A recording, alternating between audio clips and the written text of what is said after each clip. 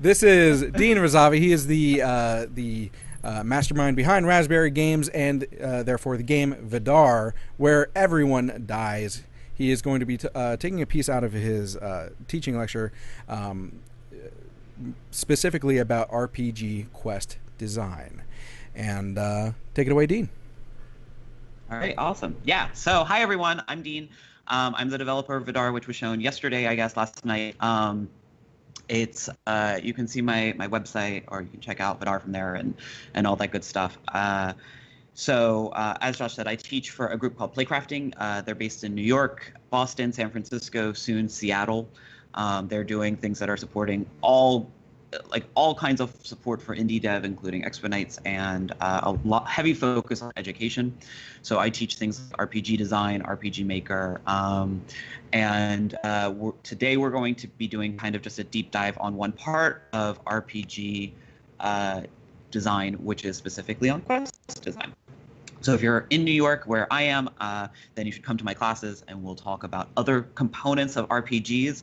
But today we only have 45 minutes, which is why I'm going to talk super fast at you about RPG design and RPG quest design in particular. And hopefully we'll tackle some interesting questions in game dev.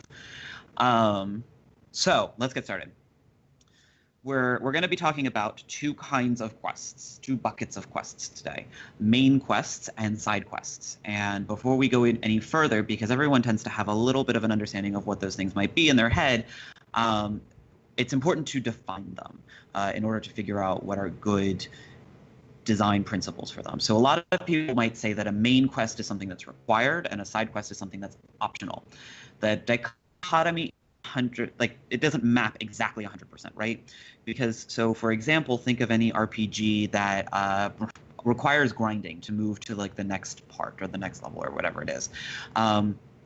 There's going to be some quests there that we think of as side quests, kind of inherently in our gut, in our design gut, but they aren't necessarily optional because you have to do them in order to level up and advance. So using the term optional is kind of a misnomer there. And then at the same time, consider a game that has like a branching story where you're going to take one plot path to advance the plot, but you get to choose which one. I think one of the biggest examples of this is in like Witcher 2, where there's an entire act where it's like you get to choose which act you're going to go through. That we might consider, there's a lot of steps in that act that we're going to consider main quests, but not one. They're not required in and of themselves because you could have gone through a separate branch. So using required optional dichotomy isn't necessarily helpful for the design principles. Instead, my proposal is that we say that since our RPG is probably going to follow a narrative arc like most games do, and particularly most RPGs, main quests are points that are plot points on our narrative arc, and side quests are going to exist off of that arc, is the basic idea behind this, right? So just to get us on the track of main quests, we're going to talk a little bit about just narrative design in general, because we want to understand narrative in order to understand how to design quests that are points on that narrative, because the whole point of a main quest is to advance the plot, and so we need to understand plot before we can understand main quests. So a lot of the stuff that I'm going to talk about at the beginning of this is broadly applicable to honestly, and then even more specifically game writing, and then more specifically RPGs and RPG quest design for that. So when I say narrative arc, what I'm talking about here is like the stuff that you learned in, English 8th grade. This kind of, from your perspective, it goes from here, and then it kind of comes down. And you would have this exposition at the beginning of your story. You'd have rising action that starts to build the tension in the story, and there's more activity that's happening. You have a crisis. At the top of that, you have a climax, which kind of synthesizes all of that, and then you have the denouement, which kind of resolves, ties up all loose ends, and ends our game. It's applicable in literature. It's applicable for your game as well. So this is the arc. There's no reason to deviate from that, and points on your arc are your plot points. So particularly on the rising action, every step of the way that increases the tension, increases the activity that's happening, is a plot point in literature, is a main quest for quest design. All right, so we're going to move from one main quest to another as the action is going to rise and become more intense throughout your game. And it's important to think about these plot points as I use the phrase "move from" because we want to establish, like, here's our main quest and our plot point, and then we're going to go to another one, and now we're going to go to another one. You will see in RPGs this concept of several required plot-specific points that can be done in any order and can be kind of jumbled up or things like that. But from the narrative perspective, we're still going to have one complete and then another complete. And oftentimes, if you allow people to kind of go back and forth and do the story in any particular order and all that kind of stuff, it can start to get jumbled a little bit. So when we're talking about these particular plot points, we want to make sure that they're a discrete event that's happening. Like I said, a main quest. So as we move from these, the action is going to rise. The action is going to become more intense. And you're also going to see a lot of writing about writing, the term transformation thrown around.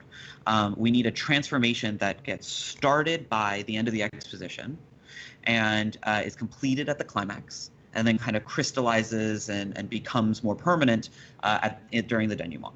All right? The term transition can be really used for anything. I mean, are we transitioning the world? Are we transitioning, understanding of something, a person, whatever? But it's also used in the biggest sources of inspiration for pretty much every classic RPG and modern RPGs to that end, the hero's journey. All right, so the hero's journey is this concept in literature. It's also referred to as the monomyth.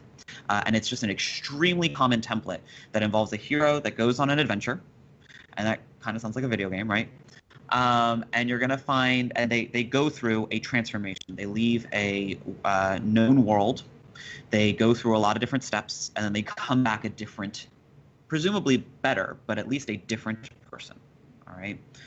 So take a step back from all of this and put this all together. We have our build-up, our exposition, our rising action, our climax, our crisis, our climax, our denouement. And during that period, we want to see a transformation. And one way to model that, and the way that I'm going to suggest you do because it has infinite variations, is through the hero's journey. And so instead, the transformation we're talking about is the transformation of the hero themselves. This is kind of the most typical template that you will see for RPGs, and the reason is because it really works. It's compelling, and when it's done right, it's just so juicy and satisfying. So you can find a million different templates online about the hero's journey. You can find some that are super vague, so, that have like 3 or 4 steps on them. You can have some that have like 30 steps on them. Find the one that works for you. Vagueness allows for more flexibility if you're already feeling kind of creative. I kind of like specific ones because it can serve as the trigger for inspiration. Oh, there's a step here that says you should meet a goddess. What does that look like in my story? What does that look like as a plot point? Things like that. But find the one that works for you. Honestly, just Google Hero's Journey. Go to the Images tab. You'll find a ton of them. All right? So we're not going to have time for today to go through all the potential different steps of a hero's journey and how to create them into a quest. Instead, what we're going to be talking about is ways to generally do that, a generally applicable rule. But you'll typically see things like separation from the world that the protagonist knows in the hero's journey, or a mentor, or some form of an atonement, or some kind of supernatural aid or temptation or things like that that you'll see in these journeys. So we now have a concept that we have rising action. We want to have plot points on that rising action, and we know that those plot points should come from the hero's journey. So one plot point might be a temptation, for example. One plot point might be supernatural aid or something. And those are going to serve as our inspirations for the main quest that we design along this line, right? It's not enough really to just check that box. What we have to do, rather than just saying, okay, supernatural aid, great, I've got some kind of genie. That genie is going to do something, and now my quest is done. Fantastic. what we have to keep in mind is this idea of transformation, specifically. So we want a quest that is going to move our protagonist along the way on their transformative journey. And how does our protagonist transform? Well, we first need to know our theme, the theme of the game. Okay, theme is like a moral of the story, like an Aesop's fable or something like that. Okay, and your protagonist doesn't know or understand or appreciate what this message or the theme that you're trying to convey is. So at the start of the game, I'm starting to, write out my plot, write out my main quests, and I'm like, I'm going to convey this theme, and my protagonist doesn't know it or doesn't appreciate or doesn't understand or disagrees with it or something like that. So to use Vidar as an example, the theme for Vidar is that time is a precious gift and it's not to be wasted. Okay, but to use more well-known games, for example, Chrono Trigger, I think Chrono Trigger's theme there is something along the lines of fate is unavoidable, but tragedy doesn't have to be. And there's a great dichotomy in that, and a lot to unpack. And if you come to one of my classes, we'll actually unpack it. But instead, I want to play with one that's a little bit simpler to go through. And it's from my all-time favorite game in the whole world, Final Fantasy VI. And for Final Fantasy VI, Square actually pulls inspiration from this idea from Aristotle for this feeling of philia, the love of that implies friendship for one another. If you're familiar with these different concepts of love, the Greek different versions of love. In Final Fantasy VI, we're playing with philia, and specifically Aristotle's idea of philia, which is that in order to feel philia, you must first, for another person, you must first feel it for yourself. Or in the immortal words of RuPaul, if you can't love yourself, how in the hell are you going to love somebody else? So, excellent. I'm glad that Final Fantasy VI is your favorite as well. So we're going to be unpacking how Final Fantasy VI teaches this lesson and has the main protagonist, Terra, start from not understanding that lesson all through the rest of the game. And uses the main quests to get to that understanding, right? So Terra is our protagonist for Final Fantasy VI. If you haven't played it, just go play it right now. I'll wait. Good, I'm glad you're finished. So Terra does not understand the moral of in order to feel friendship, love for somebody else, you must first feel it for yourself. You must first love yourself. And how do we get to a point where she doesn't understand that? What is her condition at the beginning of the game? There's some easy solutions if you're sitting down to design and you're like, oh, because she has like a problem like with her self-esteem or whatever, and we can just do that. But Square goes further in and is is committed to this, and it's like, no, she doesn't understand it because she has a slave crown on her head and she doesn't understand any emotion whatsoever. She can't feel love for herself, she can't feel love for somebody else, she can't feel love, period, or anything else. And so that's her starting point. She's kind of like tabula rasa there, and she doesn't understand this message, and we're now going to have her throughout this journey come to understand that message. So what's the general overarching plot from Terra's perspective, at least, since it's kind of an ensemble game, for Final Fantasy VI? Well, she's rescued from the slave crown relatively early on, all right? So we take that off of her, and she's able to experience some emotions at the very beginning. She's exposed to other people who love, right? In particular, Edgar certainly loves himself. We've got Locke, who loves his friends. We've got Bannon, who loves his country. And these immediate friendships that she starts to observe take her to an Esper in Narsh. Part of her history is revealed to her as a result. It sends her into this spiraling anger and self-loathing about her own background. That's not what we want. We didn't want her to hate herself. We want her to love herself at the end of this transformation, but it's our start. And so we want so here, if we're looking at the hero's journey of the circle of the hero embarking on their adventure, we now have the hero crossing into her first threshold. In Final Fantasy VI, it's by becoming pink and screaming and then going to Zozo. So the player ultimately needs to track down some Espers, bring these Magicites to a very pink Terra in Zozo, and then she understands at this point that she is half human and half Esper. but she's still at this point worried about her ability to love, and she doesn't have love for this history that she has yet. She's concerned about her status as a half-half, and doesn't embrace it and love it, and so she still hasn't learned this, right? Our plot continues. Terra has to face her Esper ancestors in quick succession, 2 times in quick succession. Both of them end in violent results. The first time, she convinces them to come out, destroy Vector. The second time, she tries to negotiate a peace with them, and Kefka is like, I'm going to kill them all.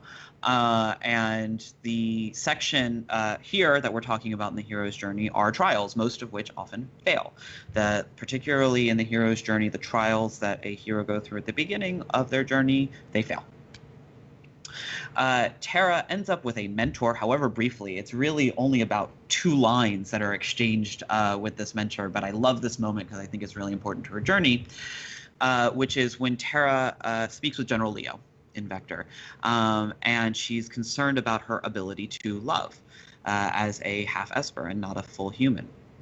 And General Leo plays our Yoda, our old wise character who says, no, your inability to love is just a lack of maturity. You haven't gone through this journey yet. It has nothing to do with your humanity or lack thereof. Hello there. Yes, welcome. We're talking about Final Fantasy VI main quest design as a pattern for main quest design going forward for your RPG. So Terra, we have all these components, and then ultimately Terra is thrown into the world of ruin along with everyone else, and we find her at an orphanage, and this orphanage is under attack. And the first time that we find her, she actually fails to defend the orphanage because there's some of the dialogue there. She admits that she doesn't quite understand what's going on inside of her. She feels something, but she's not sure what it is. So she's on the cusp here, right? But she can't actually defeat this monster because she doesn't understand herself. The second time, though, she realizes that she's a good person, that she's been providing for these children all along, and part of the reason why these children have survived. And wonderfully, she becomes powerful enough as a result to embrace her dual nature, join your party, fight off the monster, and she's gone through her transformation. And for her plot, the denouement is really once she's on the airship. And if you talk to Terra on the airship, her language, which may have seemed cryptic if you weren't paying attention, but now we know when she says that she understands what General Leo was trying to tell her. General Leo was her mentor for however brief of a moment that they had. So her love of herself and thus her ability to love the rest of her friends is crystallized, and she states it clearly in her empowered speech to Kefka. Okay. Here, those are our plot points that are relevant to her transformation, right? We have identified a journey that she can go through from a completely blank slate through these trials of self-loathing, through these trials of misunderstanding, and then ultimately to understanding the message that she didn't understand at the beginning, which is the general theme of Final Fantasy VI, that in order to love someone else, you must first love yourself. Particularly, in order to be friends with someone, you must be friends with yourself. All right? Now, notice that, more or less at no point am I talking when generating these main quest plot points am I saying, okay, Kefka does X, Kefka does Y. I'm not talking necessarily about the destruction of Vector. I'm not talking necessarily about the opera house scene or any of these kinds of things. We have a big bad wolf in the form of Kefka, but he's not the focus of how we're going to design our main quests. This is an important point, all right? Do not sit down and say, I have a villain. What is my villain going to do? And drive your main quests from there. That's not how you should go about this. And I think a lot of RPGs that don't have compelling stories or compelling quests or narratives feel forced in that direction, that they're like, I've got this idea where there's like a powerful wizard who takes over this country and then people have to band together to stop it. That's not where we started with Final Fantasy VI. We started with Final Fantasy VI of, I have a story about a woman who doesn't understand this message, all right? It's an important point to take from when you're going to be starting your main quest design, all right? So what is the role then of this big bad wolf, of Kefka, of whoever our villain is in our story? Well, the villain sets up these plot points and forces the issue along the way. So for example, Kefka is the one who's attacking the Esper in Narsh, and so we're defending this Esper in Narsh, which is what triggers Terra's first crossing into the threshold. Kefka kills the Esper. Wow, Kefka's the reason that there are a lot of kids without parents. There's a cutscene showing that Kefka has created this situation, right? So we have a villain for the sake of getting the plot to where we want it to be, but the villain is the person. But where we need it to be needs to be determined first, and then we can go in and fill in and say, Kefka is going to can create this situation, and the protagonist, can either be proactive in response to this or reactive in response to this. But either way, it's a progressive journey that's going forward. Okay. So we don't start with what does the big bad wolf. We say, what does Terra need to move her journey forward, her transformation forward? Does she need trials? Does she need an encounter with the supernatural? Does she need a reason to love herself? Great. How can Kefka provide a scenario where that's possible to happen? So that's how we're going to generate our main quests. So let's summarize this for a brief second and say, for main quests, we're going to give quests to reach the points on our narrative arc. All right? Those points need to be determined by the transformation that a protagonist experiences by going through the hero's journey. And the transformation itself is defined by the theme of the game, where the protagonist doesn't know the theme at the beginning and learns it at the end. So if we take those principles, we can start to, start with your theme, start with your hero's journey, and say, all right, this next step is on the hero's journey are the trials. What trials can I have in this world or setting that I've created in order for this person to advance? Notice for main quest, I'm not talking about we're going to talk about what I think most people traditionally think of as a quest in the side quest stuff. Main quest simply means advancing the plot as we've defined it, right? We need to advance on our narrative arc. And so I don't care whether your main quest is like a, kill quest or a collection quest or all that kind of stuff. We're going to talk about that in the second half of this, which we're about to get into. More often than not in RPGs, main quest advancement is simply getting from point A to point B. And you might have moments in there where you say, okay, now I understand. So Kefka, we're going to use the example of defending the Esper from Narsh. That's a defend quest. And so we've created this situation where I need Terra to confront her history. And I've decided that I'm going to have Kefka do this by forcing the party to defend this particular area, and that will cause Terra to confront the first Esper that she sees in this game, and confront her history, and that's her transformative moment. Okay, great. This is going to be a defend quest, and now we can actually go in and say what the elements of that are going to be. But the first step, the first half of that is importantly, from a design perspective, I think more importantly, understanding what you need for the transformation story. Cool. That's how we decide on our main quests. If main quests are there then to tell the story of a person, then side quests are there to tell the story of the world that you've built around this game. Okay. I think a lot of people in dealing with RPGs, one of the main draws of RPGs is world building, and I think that's awesome. People get really excited about creating this new universe for somebody to explore, whether it's in a fantasy setting or a science fiction setting or a modern setting or whatever it ends up being. People tend to put on a lot more effort around there's nations fighting each other, or there's an interesting kind of magic or something like that is happening. Those components don't often come up, or they're not fully fleshed out, I should say, in a main quest, right? Our main quest is focused and sleek and driven by what the protagonist needs to do. Okay, it's the story of a person. The side quests are there for you to be able to actually go in depth into this world that you just built. All right.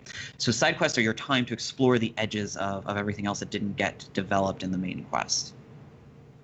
One of the examples that I use because it's great, I think, for educational purposes is there's a very simple, straightforward collection quest in Dragon Age Inquisition, where you're in a war zone and you're there to do some main questy stuff. I honestly don't even remember what it was. But one side quest that you get is to say, is to find letters home on the bodies of soldiers. Okay, that's it. The main questy stuff isn't necessarily, when you're there, related to like geopolitical wars and what's going on in this battle and lives lost and costs and strategic decisions that have been made. But the world builders have said, actually, like there's a war that's happened here. There's a lot of people dead, and they've built up some history there, and they want you to see it. The way that they've done that is by giving you this side quest to kind of dig in and say, if you want, go find some letters home, and you'll be able to see one of the results of this bloody war. All right, the quest tells the story of the place that you are in, the place that you're inhabiting, and whether that's this big world that you've built, or as we're going to discuss in a bit, a level or a zone or an area. That's kind of how you want to start conceptualizing your side quest. Tell the story of a place rather than of a person. All right. So this, what I was just talking about, was a collection quest. This idea that you're going to run around and grab letters from bodies. It is a form of go get me these things. You might also hear it as a fetch quest or gather quest or similar, but they're all the same thing. NPC says, "Hey, you go and get me whatever." All right. We have a few other variants of quests. There aren't that many. So you might see things like kill quests, which are, kill 10 rats. We have defend quests, which are protect an area from 10 rats. We have escape quests, flee, run away from 10 rats. We have delivery quests, which might be bring a package from rat A to rat B, or NPC A to NPC B. We have escort quests, bring the NPC themselves from point A to point B. And then we can sometimes have game mechanic specific quests, depending on what your game is. Like if you have crafting, then you might have something related to crafting or interacting or achievements or just locating something or something like that. So there can be some mechanic specific quests, but by and large, you're going to find your quests all fall into one of those other ones: kill, defend, escape, deliver, collect, escort. And it's fine to have that list open in front of you and say, okay, I have these tools at the ready. I want to tell the story of this place. What can I do? So we're going to, rather than just simply saying kill 10 rats, because that's kind of a lazy way to design a quest, instead we want to say, based on the story of this place, like why are there rats? Like if I have an area that's been infected by the plague and that's why it's abandoned or something like that, and our quest is to try to contain this plague, kill 10 rats makes a lot of sense. But just for the sake of the reason that makes sense is because we're helping tell the story of this place, that it had at one point had the plague, that we're trying to contain it, that's why it's abandoned, right? Okay. So in order to tell the story of this place, and you'll see what I just did there of having this place had the plague, it's now abandoned, et cetera, we don't want to actually start at the beginning of the story of a place. Generally speaking, we want to start in the middle of the story of a place. All right. So we're going to use kind of this but-for analysis, or another way of saying this is just start at the middle, not at the beginning. All right. So X happened here as a result. Y happened here as a result. Z happened here. And that's why this place is the way that it is. And side quests are going to help me convey to the player that X happened, that Y happened, that Z happened, and the fallout or the results that flow from these X, Y, and Z events. Okay, so rather than simply, in many side quests, you might just tell the player this happened, that happened, whatever happened. But this is my chance to go from my world building part of my game design document into the actual game. This is where I'm going to put it. I'm going to say, all right, I know that I have this history written down in narrative form. how can I convey that history through a kill quest or defend quest or escape quest, da, da, da, da, da, all right? And the marriage of those two things is a side quest. So one of the exercises that I do in one of my classes is, why is there a castle in the swamp? And we take some time out to figure out the answer to that question and then design some quests from it. I'm just gonna, because we're dealing with chat and delays and time and all that kind of stuff, I'll just kind of walk through what that might look like. So we have an RPG. We've got various environments. For whatever reason, we've got our character that needs to go to a castle to get some kind of MacGuffin. MacGuffin being a thing, an object that that seems to be the focus of attention for this, but we don't actually care what it is. It could be a gem of power. It could be a sword of time. It could be a princess. Nobody really cares. It doesn't impact the story. We just need a thing that's in this castle. All right. I don't really care for the purposes of designing side quest because that's a main quest question, what that thing is. So I'm just going to totally ignore it. I just know that there's a MacGuffin in a castle that I need to get. I also know that I've been working on my game. I've got a fire level, I've got an ice level, I've got a forest level, and for aesthetic reasons, I'm thinking maybe a swamp kind of thing. Yes, a Princess of Time's sword / gem. So we've got these areas, and for aesthetic reasons, and because I found like a great deal on a swamp tile set pack, we are going to have a swamp area, and so we're going to have our castle in the swamp. But it does raise the question, why? Like, who on earth builds a castle in a swamp? And so now I'm going to start to go into the world building component of this and try to explain that a little bit. And then whatever explanation I've come up with, I'm going to design a side quest that flows from that. So now when we get to work world building, we're completely removed from our main plot, all right? We're not talking about our protagonist. We're not talking about our big bad wolf. We're talking about the world that our characters are playing in. And by characters, I mean both PCs and NPCs that are predominant characters in the game, okay?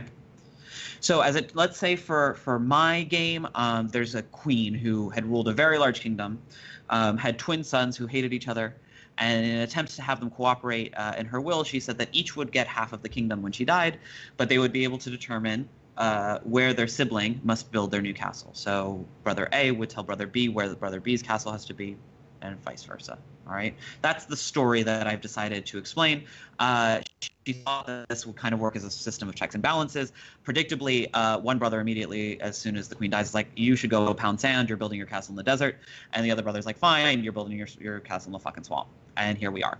All right, so here's how we got to our point. So how can we possibly tell this story with side quests? We can come up with, we can go back and look at our list to say what are the natural causes that would flow from this, and how do we explain those different points? So our points are that a queen used to rule a very large kingdom. The queen had twin sons. The twin sons hated each other. There's a will, and the twin sons point the finger at each other and say, you guys have to build a castle in a really awful place, and that's where you're going to rule from. So one possible example would be we want to find that will. All right, that sounds like a good place to interact. So this is an easy collection quest, right? We can have some widow or a poor woman who says, she's a beggar on the street, and you might think that she's crazy, but she's like, I'm actually descended from royalty, and I'm entitled to massive swaths of land out there. And when this queen died, 500 years ago or whatever it was, I was, my family was actually supposed to inherit from that, but misfortune struck, and we never actually got our land. But if you can get me that will, then I can prove to everyone that I am the rightful owner of whatever manor or farmstead, blah, blah, blah. And so now we have a collection quest that explains a little bit of our history, right? It explains that there was a queen, that there was a kingdom or a queendom that had a good chunk of land, and it explains that there was a will. And so we could get that will. We could also have quests that have people who don't want us to find the will. If you want to have opposing side quests, that would cancel each other out, which is a noble who says, actually, I pay you a lot of money to bring me that will so that it never goes public. And so now it's the same kind of quest, and we can start to see what are different potential characters' reactions to the fact that there is this missing will, and how that would shake out. And we can explore the fallout from that particular event. We can also explore an event or the relationship between the brothers, right? Because all we've done with that side quest is one part of the story. So if we have opposing brothers who have forced each other to live in kind of crappy areas, presumably these towns still hate each other. And so there's a lot of tension between these two castles. So we can have an escort quest. We might bring a merchant from one to the other, and the merchant is back again or something like that. The merchant's constantly getting the shakedown because he's trying to trade between these two castles. And so the real issue is defending him from people who don't like him, maybe being in a city that he doesn't belong, or maybe the fact that he's trading and not being insular, or things like that. And so he runs into problems as a result. And now we see that currently, the current fallout from the two brothers hating each other all those years ago is that these two cities still hate each other. All right, maybe these kings are actually still alive, and we can go even bigger in scope, and we can say, got it.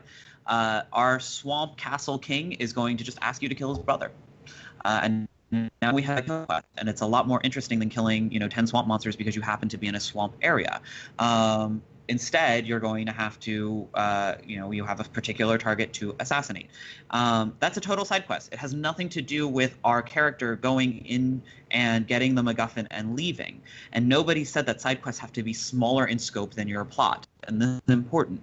A side quest is allowed to be a bigger world-building story than your individualized plot. A lot of RPGs tend to fall into the trap of saying, oh, my main quest has to be about saving the world, and then all these side quests are like helping a farmer save his son or something like that.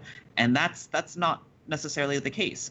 You can have quests that have a main quest where your protagonist has completed their journey in a compelling way, understands the theme of your game, and then side quests can be much bigger than the world, or much bigger than your protagonist's story. And so here what we've decided to do is say, great, you're going to have to assassinate one of these guys because these two brothers hate each other so much. And now we've explored that whole story about these two brothers' hatred for each other. And so you can see that these side quests start to explain the history of why there is a castle in a swamp.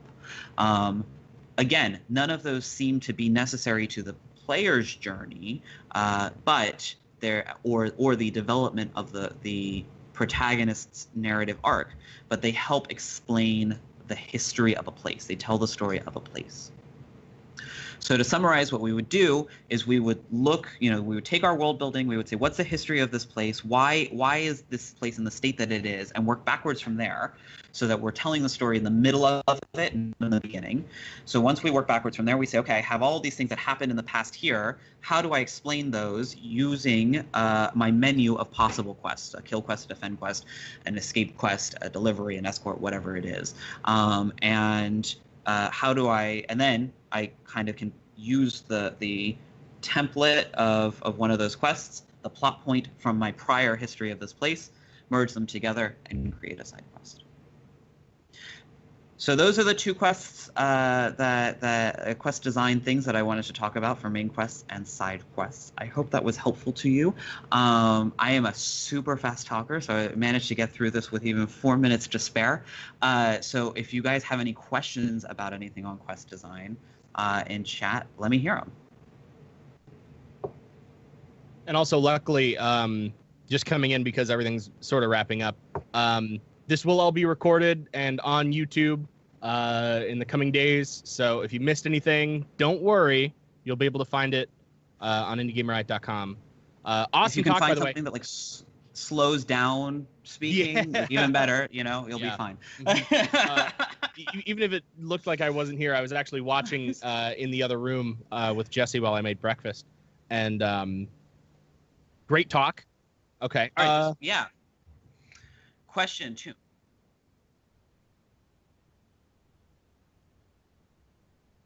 Yeah, so it depends on the flow there. One thing that you have to consider is what is the reward, and this is much more of a game mechanic kind of thing than purely from a quest design. But what is the reward for your side quest? If there are a lot of side quests, but there's ultimately no reward or a very little reward that's not going to throw off the balance of your game, then hey, who cares? Have as many as you want. The balance concern particularly comes in when it's like every single side quest rewards like an incredibly powerful item, and there's 20 of them between each stage. So I am a proponent of there's no such thing as too many side quests, but you should do at least enough to tell the story, to comprehensively tell the story of the place. If you want to have a lot of different ways to tell that same story, that's fine, because ultimately somebody will say, I'm going to try to advance the plot now. But you've seen tremendous success from, major, particularly like Western RPGs of, like the Bethesda series of games where the game is almost entirely or exclusively focused on side quests, sometimes being bigger than the main protagonist's plot. And Liz is referring, I think, exactly to that, which is this Elder Scrolls games where you see side quests kind of dwarfing the main quest, both in scope as well as in number. Seem to be loosely related. Stumble upon side feeling quests. Is this an open world game pitfall or what? I don't think that that's necessarily limited to open world, and I think that I think side quests have a bigger role to play in open world, because if you are able to go anywhere, then you have a lot more stories to tell. And the whole idea of the story of the side quest is to tell a particular place, the story of a particular place. So if there's a lot of places, then you have a lot more side quests. But it is ultimately a personal preference, and I don't even think that in the Elder Scrolls games. I mean, there's a lot of problems with in terms of game design that I have, particularly with like Skyrim, for example. But it's also a massively popular, tremendously successful game, and what you should take away from that is people will do the main quest if they want to, in order to advance the protagonist story if it's compelling, and if the protagonist's story isn't compelling, then they might gravitate more towards side quests. I think that's the main problem with Skyrim. Skyrim's main plot, it's not that the main plot is dwarfed by the side quest, it's that the main plot doesn't follow what we talked about earlier today in terms of what a main plot should be, which is a transformative process for the protagonist. So. And I think that has something to do with more like like how open-ended it is with the character. It's supposed to be you, so it's like, unless you can transform yourself, Yeah, absolutely. This is a particular, and I talk about this more in my class, but this difference between Western RPGs and like JRPGs, for example, this idea that a JRPG you play like as Cloud, right? Whereas in a Western RPG you play as somebody who just emerged from cryostasis, or you play as the Inquisitor, or you play whoever, and it's kind of more of an everyman template. There's different considerations you have to think about to make an everyman template still be able to go through a transformative process. It's a lot easier under the JRPG model, which is why I use Final Fantasy VI for my example. All right. Well, thank you so much, Dean, for taking the time. Are you going to be here longer for just watching us? Yeah, definitely. I'll be around and chat. So hit me up on my website. Check out Vidar. If you have any questions. If you're in New York, please come to my classes. They're a lot of fun. We talk about game design, and it's a lot of fun. And, of course, you can follow him at Raspberry Games and ask him on Twitter as well. Yes. All right. Well, thank you so much. I'm going to kick you out, no offense, and see you in chat. Thanks, guys. And also, we're going into a break right now, but starting at 2 p.m., we've got our 8th game exhibit of the weekend. We're talking Eternal Hope, Watch List, Obliteracers, and a bunch more that you're going to want to stick around for. At 3, we've got a panel from the one and only Tim Donnelly, who has won. You feeling unmotivated? Are you feeling unmotivated? If you're feeling unmotivated, my friend, you have something to look forward to then. You will be like Tim is screaming to the heavens. A ball of energy, of indie energy. He's great. You know what else you could use that extra ball of energy from Tim's talk later on in the day to do is check out our sponsors.